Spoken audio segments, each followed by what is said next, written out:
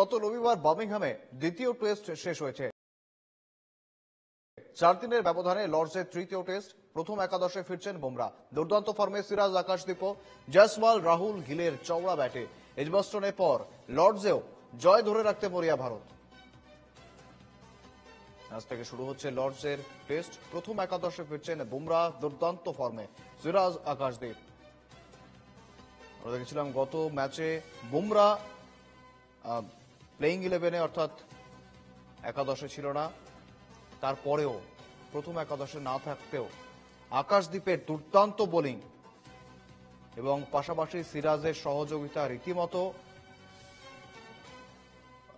তাসের ঘরের মতো ভেঙে দিয়েছিল ইংল্যান্ডের ব্যাটারদের, ইংল্যান্ডের ব্যাটিং টিমকে, ব্যাটিং লাইন আপকে। অন্যদিকে শুভমান গিলের দুর্দান্ত ফর্ম, তার সঙ্গে ঋষভ পান্ত থেকে শুরু করে রবীন্দ্র জাদেজা, তাদের সহযোগিতা রীতিমতো ভারত এক বিশাল রানের প্রাচীর তৈরি করেছিল এবং সেই দুর্ভেদ্য প্রাচীর কিন্তু ভেদ করতে পারেনি এবং ঐতিহাসিক জয় বলা চলে।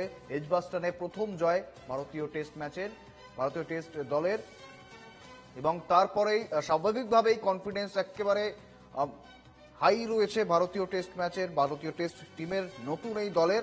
এবং একদিকে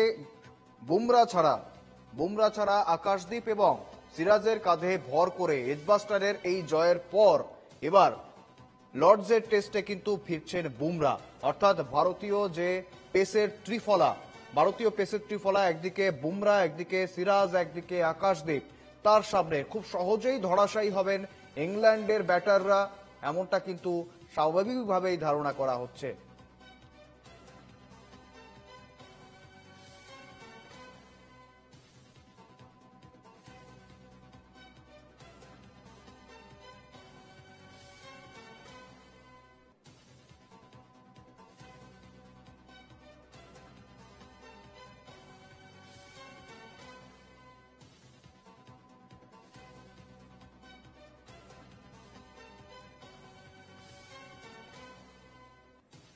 সঙ্গে রয়েছেন প্রতিনিধি বাসব রায়। বাসব, আজ এজবাস্টনের আমরা ম্যাচ দেখেছিলাম, রীতিমতো সিরাজ এবং আকাশদীপের উপর কাঁধে ভর করে একটা দুর্দান্ত জয়, রীতিমতো ঐতিহাসিক জয় বলা চলে, ছিনিয়ে নিয়েছে ভারত।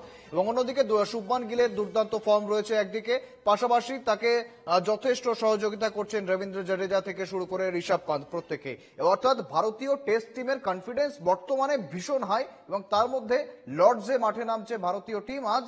তার মধ্যে ভারতীয় পেসের লাইন আপে ফিরছেন বুমরা। অর্থাৎ এই ত্রিফলা শক্তির কাছে, ভারতের এই পেসের ত্রিফলার কাছে কতটা সহজভাবে দাঁড়াতে পারবে ইংল্যান্ডের ব্যাটাররা? বাসব, এটার মধ্যে কথা হচ্ছে আজকে লর্ডস ভারত ইংল্যান্ড সিরিজের তৃতীয় টেস্ট শুরু হচ্ছে এবং খেলা হবে ক্রিকেটের মক্কা লর্ডসে। তো সাধারণভাবে ইংল্যান্ড লর্ডসে ভালো খেলে, তার কারণ হচ্ছে লর্ডসের পিচ যেটা, তাতে একটা ঢাল আছে, একটা স্লোপ আছে 0.5 ডিগ্রি। সেই ঢালটা যে কাজে লাগাতে পারে, যেটা অস্ট্রেলিয়ার মেঘরা খুব ভালো কাজে লাগিয়েছে, তার পক্ষে খুব সুবিধে হয় লর্ডসের মাঠে ভালো বোলিং করা। এখানে যেমন শুভেন্দু, আপনি ভারতের লাইন আপটা বললেন যে কাশিপ কৃষ্ণ সম্ভবত ড্রপ হবে, তার জায়গায় বুমরা ঢুকবে, ঠিক তেমনি ইংল্যান্ড কালকে তার 11 জনের টিম ঘোষণা করেছে।